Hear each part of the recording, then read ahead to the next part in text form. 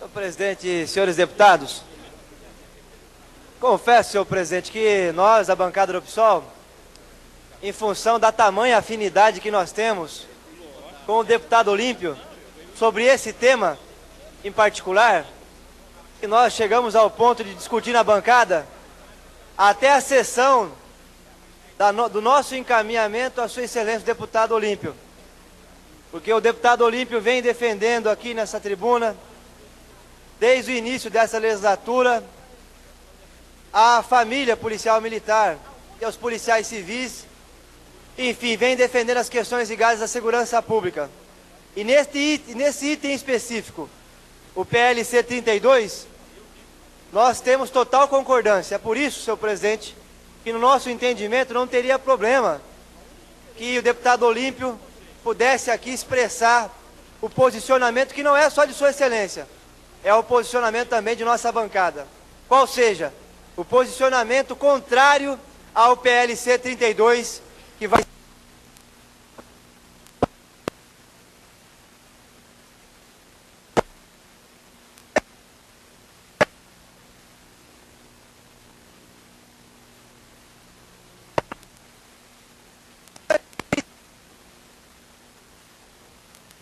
Vários ex-servidores militares que estão acompanhando, e também servidores da ativa, que estão acompanhando aqui na galeria e que estão acompanhando porventura em suas casas.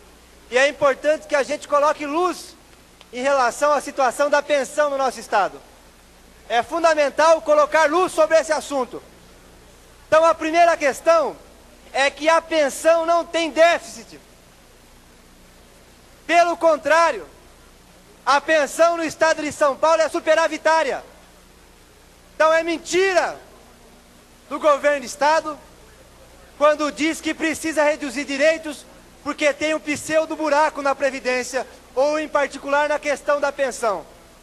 Quero dizer aqui que os agentes fiscais de renda produziram um documento de previsão da situação da pensão para esse ano de 2007, dizendo que sem a aprovação desse projeto de lei, não só o 32, mas também o 31, que pegou e retirou direito dos funcionários civis, a pensão esse ano terá um superávit, ou seja, recursos a mais do que vai pagar, de mais de 227 milhões. Portanto, esse primeiro argumento, eu já disse aqui ao líder do governo nessa casa, que deveria trazer os técnicos aqui para dizer aonde é que está a justificativa financeira, econômica, matemática da redução desses direitos.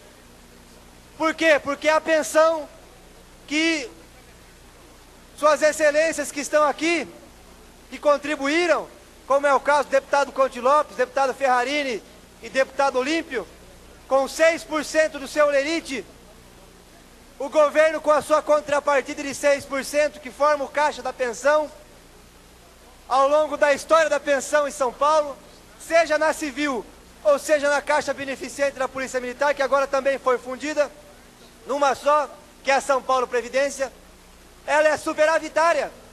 Portanto, do ponto de vista econômico, essa é a primeira questão. Não tem justificativa a redução de direitos para poder chegar a uma pseudo-organização financeira da pensão. Não precisa disso, porque a pensão hoje é superavitária, 227 milhões a mais no caixa da pensão esse ano. Então nós devíamos discutir aqui, era para aumentar os direitos. É disso que se trata.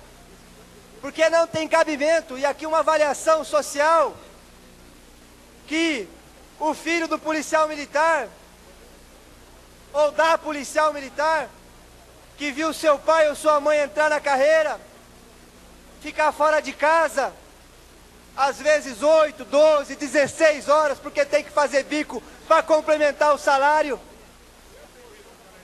Que esse filho que foi criado com todas as dificuldades do mundo e com muito esforço, apesar do baixíssimo salário que é pago aos policiais, entrou no ensino superior e não entrou na universidade pública não, porque teve dificuldade e não teve tempo, tinha que trabalhar e estudar.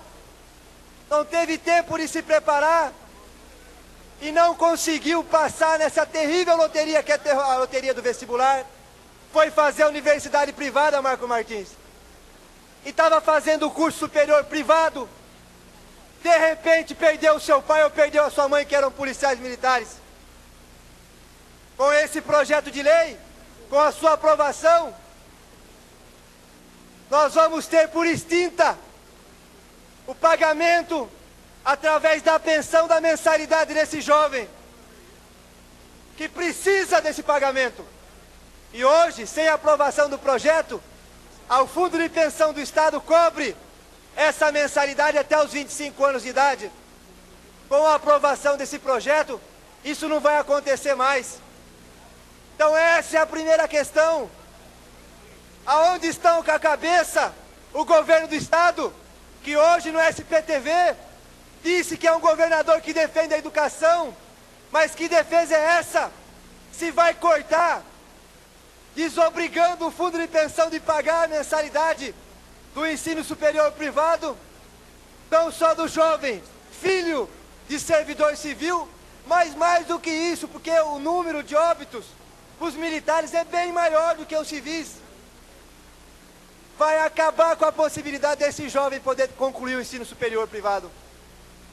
Porque nós sabemos que não só a pensão, aquela que passar do teto da Previdência, vai ter um corte. E aqui eu quero dizer que a nossa posição, Olímpio, Conte e Ferrarini, acho que essa casa deveria aprovar uma moção para os ministros do Supremo Tribunal Federal, defendendo a posição do ministro Marco Aurélio, de que pensão acima do teto tem que ser de 100%.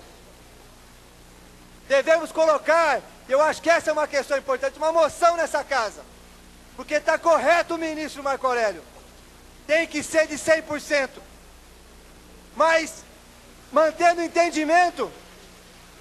entendimento que está hoje do governo do Estado, essa família vai ficar com uma pensão de 70%, nos raros casos onde o salário chega ou passa do teto, e ainda terá que pagar o ensino superior privado, ou seja, centenas e milhares de jovens vão deixar de concluir o ensino superior, porque os senhores deputados e o senhor governador do Estado acha e quer retirar recursos da pensão.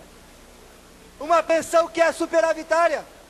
Então não tem razão de ser, seu presidente e senhores deputados, fazer esse corte na pensão. Nós pedimos um requerimento de informações. Eu queria ter acesso às informações, saber qual é a previsão de aumento da arrecadação da pensão com esse corte. E pasmem os senhores, até agora não chegou uma explicação do governo sobre a previsão de quanto que vai aumentar a arrecadação da pensão depois que se fizer esse corte. Então, senhor presidente, por tudo isso e por mais, dada a importância, qualquer pesquisa de opinião hoje mostra que o povo de São Paulo tem entre as suas preocupações, como a preocupação com a saúde, a preocupação com a educação e com o emprego, tem entre as primeiras questões o problema da violência no nosso Estado. E se o governo é sério, se o governo quer fazer política séria de segurança e não demagogia, o primeiro projeto que deveria mandar para essa casa era para aumentar o salário dos policiais militares e civis desse Estado, que ganham os piores salários da federação. Era para melhorar a carreira, era para aumentar os benefícios da pensão, para fazer uma reforma profunda no Estatuto da Polícia Militar, que ainda é da época da ditadura. Era essa a agenda, essa é a agenda de segurança no Estado de São Paulo, uma agenda que valoriza o servidor público militar, e não a agenda de retirada de direitos. O governo Serra, pelo contrário, vai aprofundar a crise de segurança com projetos dessa natureza, porque vai desmotivar ainda mais o policial militar, que está fazendo jornada dupla, trabalha na segurança e depois tem que fazer bico, está fazendo jornada dupla, e o governo está virando e fazendo vista grossa em relação a essa questão. Então, por tudo isso, senhor presidente, nós entendemos que a agenda de segurança deveria colocar o servidor público no primeiro lugar. Era isso que o governo deveria mandar para casa, para valorizar o policial militar, o policial civil e os delegados de polícia do estado de São Paulo. Fazer uma reforma profunda no estatuto e aumentar os benefícios da pensão. Para concluir, e não Celso. retirar direitos. Então, para concluir, o posicionamento da nossa bancada é um posicionamento muito similar ao do deputado Olímpia, por isso que nós gostaríamos que, inclusive, Vossa Excelência fizesse o encaminhamento, porque temos um completo entendimento nessa questão. Nosso posicionamento é contra o PLC 32.